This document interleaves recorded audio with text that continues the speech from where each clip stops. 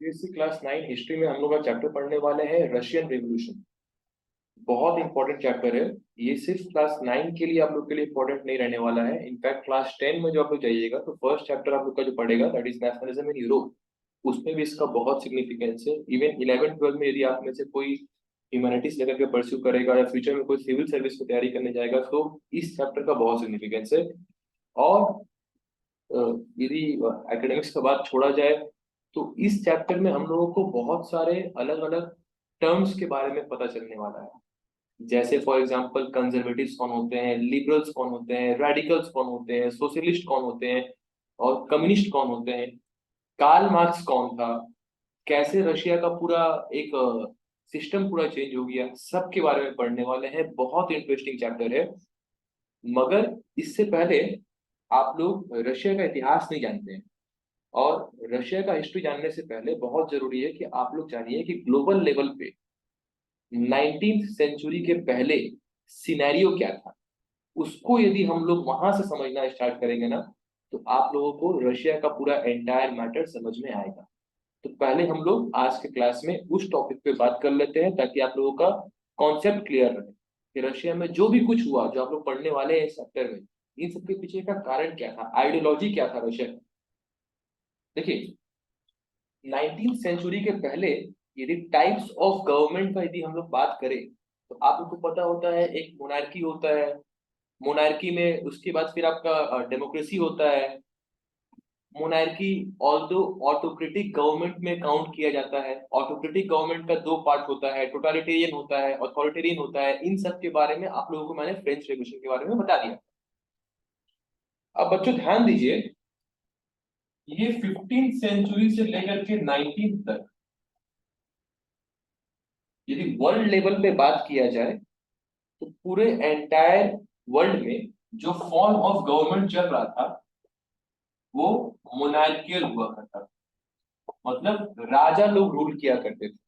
और जब राजा लोग रूल करते थे तो इसमें दो चीज पाया जाता था। पहला, राजा लोग अत्याचारी होते थे, या दूसरा, राजा लोग अच्छे हुआ करते थे। अच्छों का क्वांटिटी काफी कम। और जो अत्याचारी राजा लोग थे उनका क्वांटिटी बहुत था। ये इंडिया का बात नहीं है, पूरा ग्लोबल लेवल पे मैं बात कर रहा हूँ। अब यदि इन मोनार्कियल गवर्नमेंट का नेचर का बात करें, नेचर का यदि बात किया जाए कि इनका नेचर क्या था, तो हम लोग क्या बोलेंगे, ऑटोक्रेटिक, तानाशाह। ठीक है। अब यहां से बात समझना है कि ये लोग ऑटोक्रेटिक हुआ करते थे। और जो जनता था ना, जनता के पास प्रोटेस्ट करने का साधन नहीं था, क्योंकि सारा पैसा राजा अपने पास रखता था। और अपने से नीचे लेवल वाले जो लोग हुआ करते थे, मतलब उनसे एक स्टेप नीचे, क्लर्गी टाइप्स जितने लोग हुआ करते थे, ये पैसा पूरा एंटायर पैसा इन दो सेक्शन में पूरा एकदम अक्यूमुलेटेड रहा करता था। और मिडिल क्लास और लोअर क्लास पूरी तरीके से खत्म थे, स्पॉइल्ड थे, उन लोगों के पास पैसा नहीं था। एडुकेशन थोड़ा मोड़ा था, ना के बराबर था। और जो पूरा एंटायर जनता है, जनता को सिर्फ एक ही बात पता था कि यदि गवर्नमेंट हो सकता है तो मोनार्कियल हो सकता है, या फिर गवर्नमेंट का नेचर हो सकता है तो ऑटोक्रेटिक हो सकता है। अब ऑटोक्रेटिक में दो चीज आता है, या तो राजा रूल करेगा, या तो जनता में से ही कोई अपने आप को फोर्सफुली जनता के ऊपर पावर दिखा करके अपने आप को लीडर डिक्लेयर कर देगा। मगर दोनों का ही नेचर क्या है, ऑटोक्रेटिक।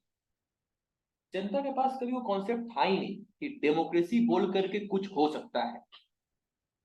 ये डेमोक्रेसी का जो कॉन्सेप्ट डेवलप हुआ ना, ये 1850 के बाद धीरे धीरे धीरे धीरे शुरू हुआ था। 1850 के बाद धीरे धीरे लोगों को लगा कि नहीं भैया, हम लोग डेमोक्रेसी मॉडल को भी अडॉप्ट कर सकते हैं। मगर अब यहाँ पे एक समस्या है बच्चों। डेमोक्रेसी मॉडल को अडॉप्ट करने के लिए आपको ट्रांसफॉर्मेशन लाना होगा। आपको ऑलरेडी एक जो लीडर बैठा हुआ है, जो इतना अत्याचारी है, उसको जड़ से उखाड़ करके फेंकना होगा। वो इतना आसान काम नहीं था, क्योंकि उस लीडर के पास पावर था, मनी था। Power in terms of money also, power in terms of arm force, यानी कि सैन्य ताकत की बेसिस पे भी उनके पास पावर था, तो जनता के लिए पॉसिबल नहीं हो पाता था।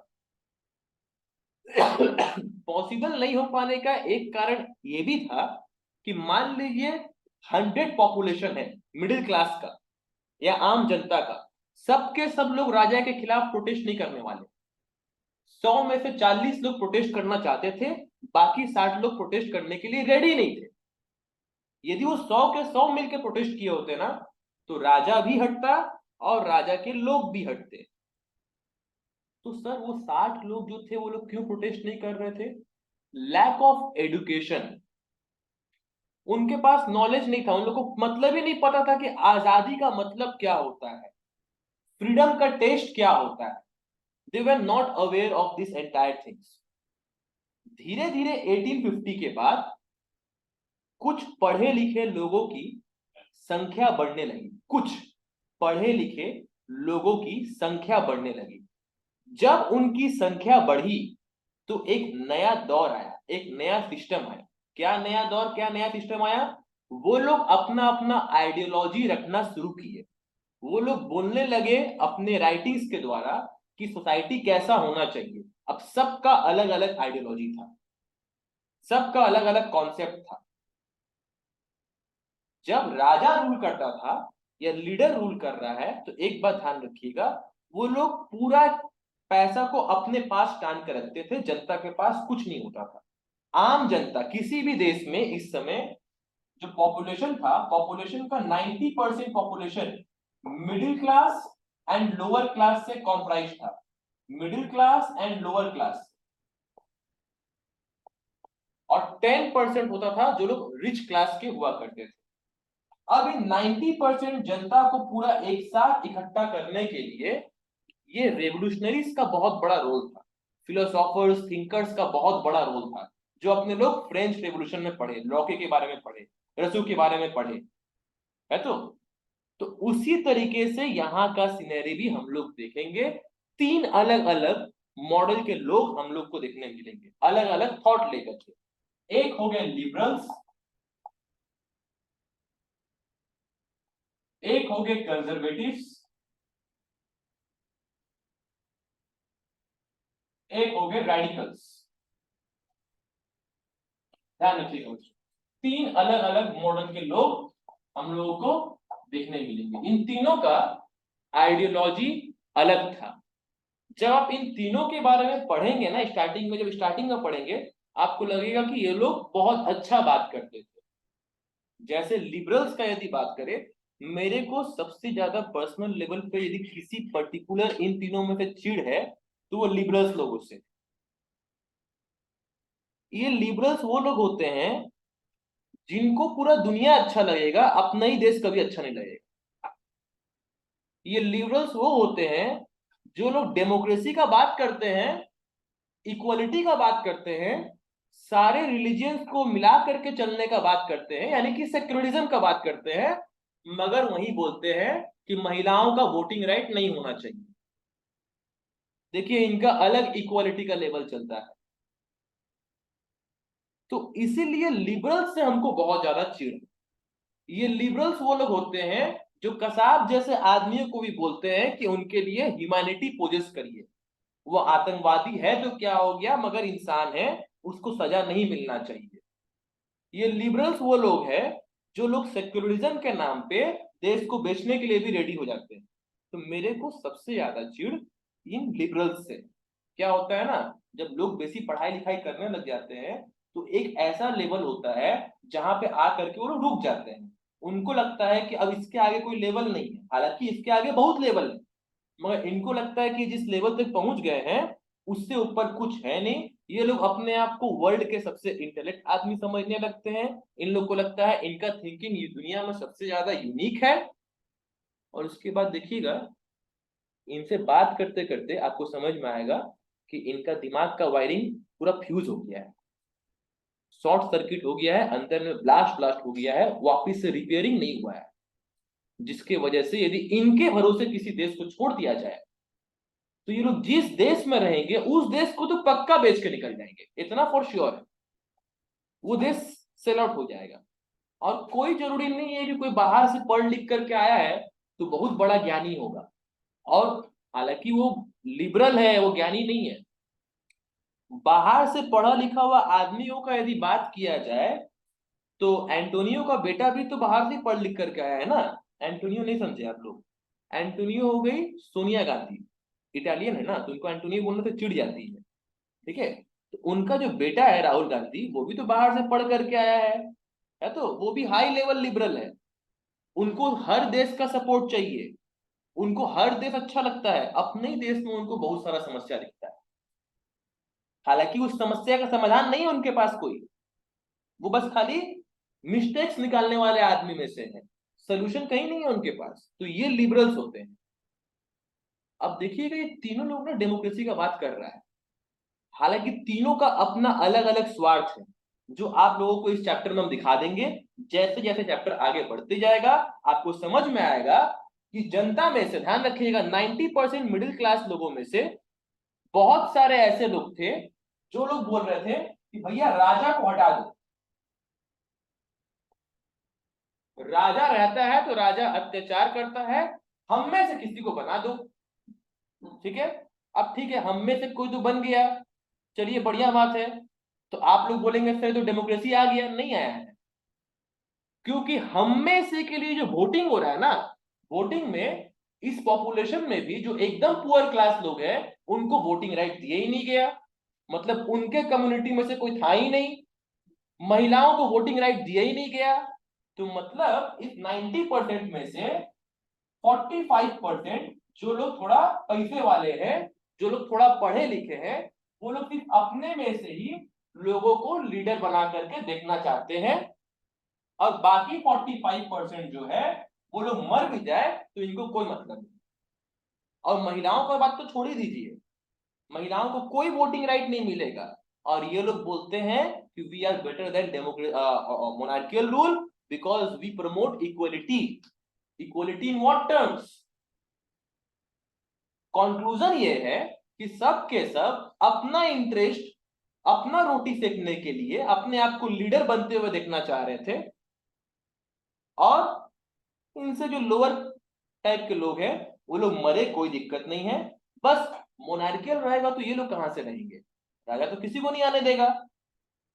तो इनका पहला काम ये था कि ये लोग पूरा एंटायर समाज के लोगों को खड़ा किए, खड़ा करके 45% अपनी तरफ से सिक्योर कर लिए, गद्दी संभाल लिए, बाकी 45% मरे, चलो राजा तो नहीं है, बस दैट्स इट। ये थे अलग अलग लोगों का कॉन्सेप्ट, अलग अलग लोगों का आइडियोलॉजी।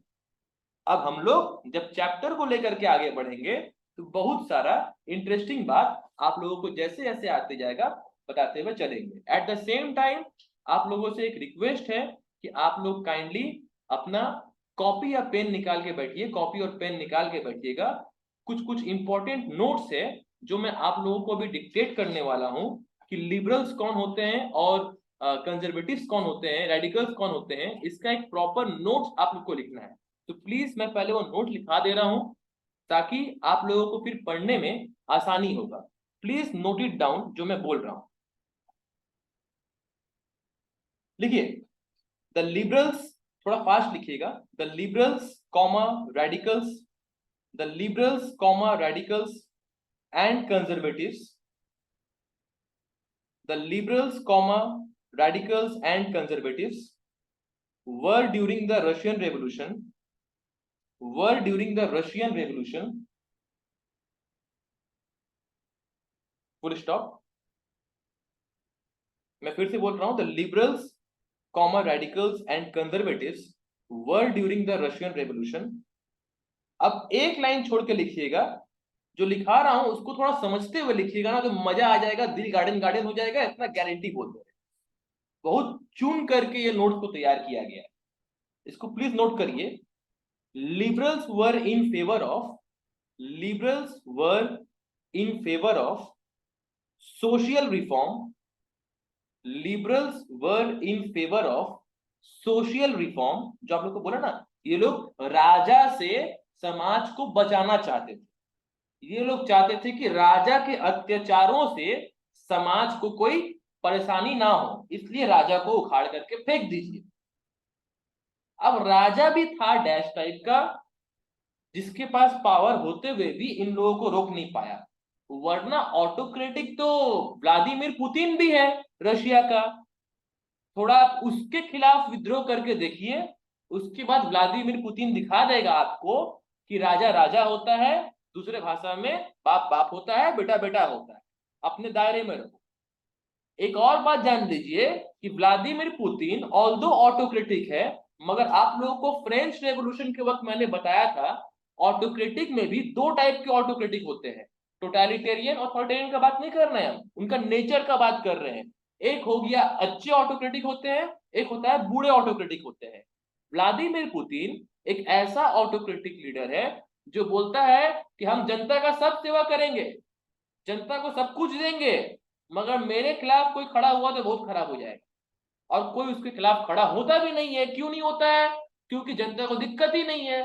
जब जनता का सारा रिक्वायरमेंट फुलफिल कर दे रहा है, जनता का पूरा ध्यान रख रहा है, रशिया को पूरा प्रोटेक्ट कर रखा है, आज कोई भी कंट्री रशिया से लड़ना नहीं चाह रहा है। नेटो इतना दिन से धमकी दे रहा है यूक्रेन लड़ाई में कि हम मार देंगे मार देंगे मार देंगे, क्यों नहीं मार रहे हैं? पता है कि यदि आप एक भी मिसाइल यहाँ पर चलाया नेटो की तरफ से, उसके बाद रशिया क्या करेगा? ऑपरेशन ब्लैक हैंड में हाथ दे देगा। ऑपरेशन ब्लैक हैंड का मतलब आपको शायद नहीं पता होगा, उसको ऑपरेशन डेड हैंड भी बोलते हैं। पूरे एंटायर रशिया में लाइन से पूरा एक एरिया में मिसाइल सेट किया हुआ है, और उन सब मिसाइल को कंट्रोल कर रहा है सिर्फ एक बटन, सिर्फ एक बटन। उस बटन के ऊपर खाली से हाथ प्रेस करेगा ना पुतिन, उसके बाद पूरा दुनिया तबाह हो जाएगा। ध्यान रखिएगा, दुनिया का हर एक कंट्री उसमें टारगेटेड है, कोई कंट्री नहीं बचा हुआ है। तो आप यदि रशिया के ऊपर न्यूक्लियर मारिएगा, तो रशिया को पूरा उड़ाने के लिए एक न्यूक्लियर काम नहीं आएगा, दो तीन न्यूक्लियर का दरकार पड़ेगा। बहुत बड़ा कंट्री है, तो एक न्यूक्लियर तो मार दिए, रशिया का आधा पार्ट खत्म हो गया। जब तक आप दूसरा न्यूक्लियर मारिएगा ना, उतना देर में जा करके वो मार देगा बटन, उसके बाद पूरा दुनिया खत्म। मारते रहिए आप दूसरा न्यूक्लियर, उससे पहले आप ऊपर हो जाएंगे, पहुंच जाएंगे आप। तो ये होता है ऑटोक्रेटिक लीडर का निशानी, और उसको इस बात का कोई अफसोस नहीं है कि ऑटोक्रेटिक है, प्राउडली बोलता है कि हम ऑटोक्रेटिक है। और देखिए कितना ओपनली बोलता है कि देखिए रशिया में तो डेमोक्रेसी तो है, जनता को हम थोड़ी ना बोल रहे हैं कि हमको आप लीडर बनाइए, वो लोग तो वोट दे करके हमको लीडर बना रहे हैं। मगर जनता को ही पता है कि इसके खिलाफ किसी को वोट नहीं देना है, कोई ऑपोजिशन पार्टी का हिम्मत नहीं हो रहा है कि उसके खिलाफ खड़ा हो। और जनता क्यों ही किसी को और देखेगा भैया, अकेले पुतिन सबका ध्यान रख ले रहा है। तो समझ पाए, रशिया में लिबरल्स लोग अपना मुंह नहीं खोलते। यदि रशिया में लिबरल्स लोग अपना बेसी मुंह खोले तो लपेटा में आ जाएंगे, क्योंकि व्लादिमीर पुतिन सबसे पहले लिबरल्स लोगों को एकदम टाइट करके रखा है कि बाबू तुम लिबरल्स हो, टैग लेकर के खुश रहो, उसका ज्ञान मत दिखाना देश में। क्योंकि लिबरल्स लोग ना, इन लोग वायरस होते हैं, इनके संग यदि आप रहिएगा ना, ये लोग आपके दिमाग को पल्यूट कर देंगे, ये लोग आपको एंटी नेशनलिस्ट बना देंगे। ये हमारे देश में भी एक दो जन हैं, ऐसे तो कई है, एक दो जन हैं। उसमें स्वारा भास्कर बोल करके एक एंकर है, उनका देखिएगा, उनको हर जगह रोस्ट किया जाता है क्योंकि वो लिबरल है। चलिए देखिए यहाँ पे लिखा हुआ है, liberals were in favor of social reforms and religious tolerance for all। Religious tolerance for all, ये वो लोग हैं जो लोग बोलते हैं भैया कोई भी धर्म के लोगों को देश में जगह दो, सब कोई का जिंदगी जीने का अधिकार है, भले वो लोग आपके देश को पूरा नष्ट क्यों ना कर दे, भले वो लोग आपके देश में बैठे बैठे बम क्यों नहीं फोड़े। उसके बाद देखिए, the liberals were oppose to the liberals were opposed the liberals were opposed to the uncontrolled power the liberals were opposed to uncontrolled power of the dynastic kings the liberals were opposed to the uncontrolled power of the dynastic kings and and wanted to protect the हाँ and wanted to, अब ये line लिखा रहे हैं ना, इसको थोड़ा मजा लेकर के लिखिए, and wanted to protect the rights of every individual। ये था आम जिंदगी, ये क्या था? आम जिंदगी। अब इसके बाद वाला जो लाइन लिखा रहे हैं वो है मेंटोस जिंदगी। लिखिए, however However, not all liberals, however, not all liberals were democratic. However, not all liberals were democratic. Full stop. They opposed the idea of universal adult suffrage. सत्यानाश, मतलब ये लोग इलेक्शन चाहते ही नहीं थे. ये लोग चाहते थे कि इन्हीं के ग्रुप में से भैंस, गंवार, गधा जो भी है वही लीडर बन के रहे. ठीक है. They opposed the idea of universal adult suffrage and demanded that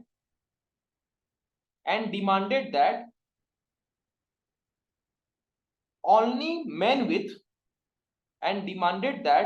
men with property be allowed to vote.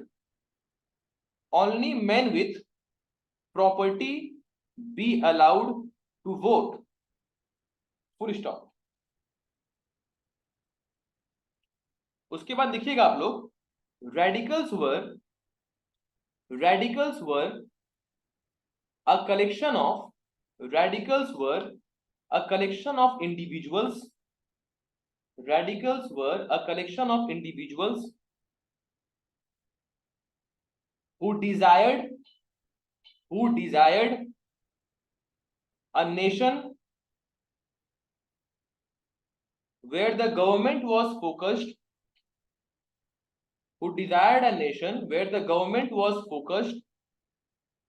on the bulk of the population of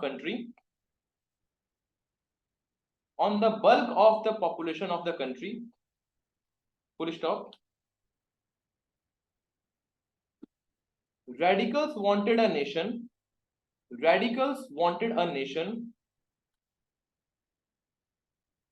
in which government was based on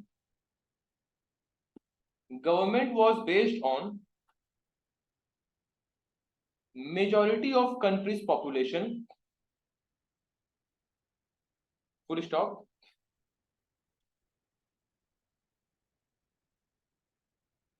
They opposed the privileges of great landowners and wealthy factory owners. They opposed the privileges of great landowners and wealthy factory owners. Full stop. Next देखिए, conservatives disliked liberals.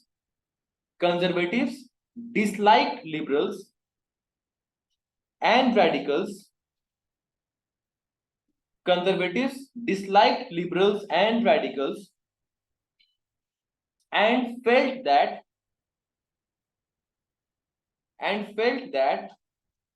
history had to be honored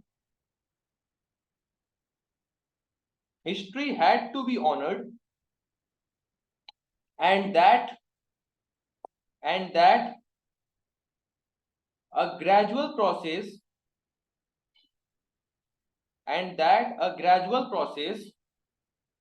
had to bring about a change.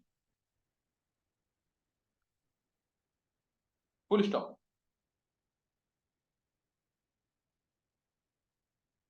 Traditional state and society,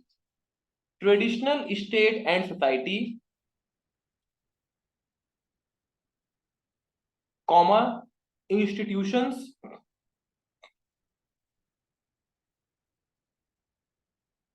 such as the church,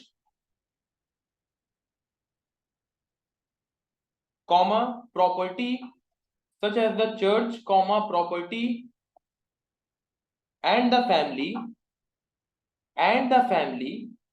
were seen as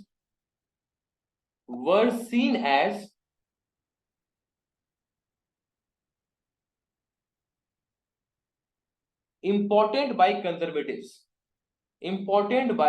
conservatives. तो इसके हिसाब से हम conservative में थोड़ा belong करते हैं। Full stop. They also saw they also saw how modernity they also saw how modernity might strengthen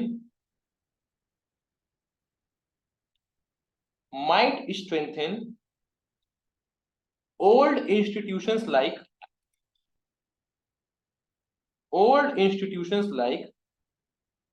monarchy,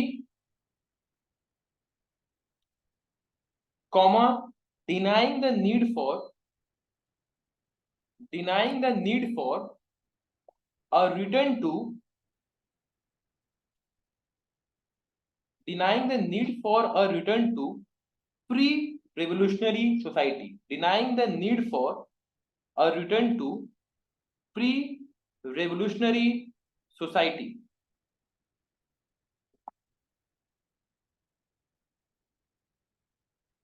अब हम लोग एनसीईआरटी फॉलो करते हैं। देखिए फर्स्ट पार्ट में क्या बोल रहा है, the age of social change. ये वो दौर था जब पूरे एंटायर रशिया में एक ट्रांसफॉर्मेशन आया। ट्रांसफॉर्मेशन किस चीज का? ट्रांसफॉर्मेशन कि सब के सब लोग राजा से अपने आप को अलग करना चाह रहे थे, राजा के रूल में रहना पसंद नहीं कर रहे थे। यहां लिखा हुआ है, in the previous chapter you read about the powerful ideas of freedom and equality that circulated in Europe after the French Revolution। हम लोग पढ़े थे कि फ्रेंच रेवोल्यूशन के बाद एक इक्वालिटी का थोड़ा सा नॉलेज कुछ कुछ कंट्रीज को होना शुरू हो गया। इनफैक्ट अमेरिका सबसे पहले उस मॉडल को फॉलो किया जो फ्रांस के फिलोसोफर्स बोला करते थे। फ्रांस में बाद में वो मॉडल आया, मगर फ्रांस के फिलोसोफर्स का बोला हुआ बात अमेरिका पहले अडॉप्ट कर लिया था। The French Revolution opened up to the possibility of creating a dramatic change in the way in which society was structured। As you have read before, the 18th century society was broadly divided into states। हम लोग पढ़े थे 3 states, right? तो 3 states में society divided था, और starting का state क्या था? बहुत पैसा वाला था। सेकंड वाला, ठीक है, वो लोग के पास भी बहुत पैसा होता था। सबसे पुअर कौन? Third state. और मेजोरिटी में कौन होते थे? थर्ड स्टेट वाले लोग। मेजोरिटी ऑफ द पॉपुलेशन 90% जो हम बोल रहे थे वो किससे बिलोंग करेंगे? थर्ड स्टेट से करेंगे। ध्यान रखिएगा, ये थर्ड स्टेट वाले लोग ही विक्टिम्स हुआ करते थे सारे अत्याचार का। बाकी स्टार्टिंग का 2 स्टेट वाला लोग के संग कोई दिक्कत नहीं था। पहले राजा, उसके बाद राजा के चमचे, उन लोगों को कोई दिक्कत नहीं था। अब यहां दिया हुआ है, suddenly after the revolution it seemed possible to change this in many parts of the world including Europe and Asia। New ideas about the individual rights who control social power began to be discussed। India में पढ़े थे राजा राम मोहन रॉय, डोरोजियो, ये सब के सब बहुत ज्यादा influenced थे। अब देखिए सेकंड पैराग्राफ में दिया हुआ है, नॉट एवरीवन इन यूरोप। अब देखिए जो लोग चोर होंगे, चोर लोगों को बोला जाएगा कि बस्ती में पुलिसों का डेरा लगाया जाए, तो चोर कभी रेडी होंगे? चोर तो रेडी नहीं होंगे। तो ये चोर कौन हो गए? फर्स्ट स्टेट के लोग, सेकंड स्टेट के लोग, यानी कि रिमेनिंग 10%। रिमेनिंग 10% वाले लोग कभी नहीं चाहते थे कि कुछ अच्छा हो, क्योंकि जहां ट्रांसफॉर्मेशन आया तो इन लोगों का रोजी रोटी गया। इन लोगों को अब काम खोजना होगा। अभी तक तो घर में बैठे बैठे अत्याचार करके पैसा पा रहे थे, अब इनको काम वाम खोजना हो जाएगा। ठीक है, जैसे मान लीजिए बंगाल में यदि तृणमूल सरकार गिर गया तो ममता दीदी का जो भतीजा है अभिषेक बनर्जी, उसको फिर काम खोजना होगा, उसको कोई दुकान उकान खोलना होगा, कपड़ा का काम उम करना होगा, काम खोजना होगा। अभी तो बैठे बैठे पैसा आ रहा लोग के पास। तो क्या अभिषेक बनर्जी कभी चाहेगा कि बंगाल में अच्छा गवर्नमेंट आए? ऑब्वियसली नहीं। उसको भी पता है कि उसका गवर्नमेंट सही नहीं है, ये सच उसको पता है ये बात का। उसी तरीके से सेम चीज देखिए, ये सिर्फ हम पर्टिकुलरली तृणमूल का बात नहीं बोल रहे हैं, हर पार्टी जिस जिस स्टेट में है और यदि वो करप्शन कर रहा है, क्या उत्तर प्रदेश में योगी आदित्यनाथ नहीं कर रहे हैं? बिल्कुल कर रहे हैं।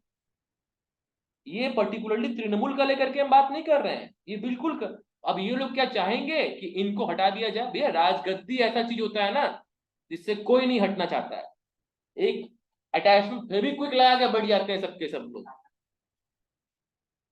Responses varied from those who accepted that some change was necessary but wished for a gradual shift. अब कुछ कुछ लोग थे, अभी कुछ कुछ लोग कौन हो गए बोलिए तो क्लर्गी वाले।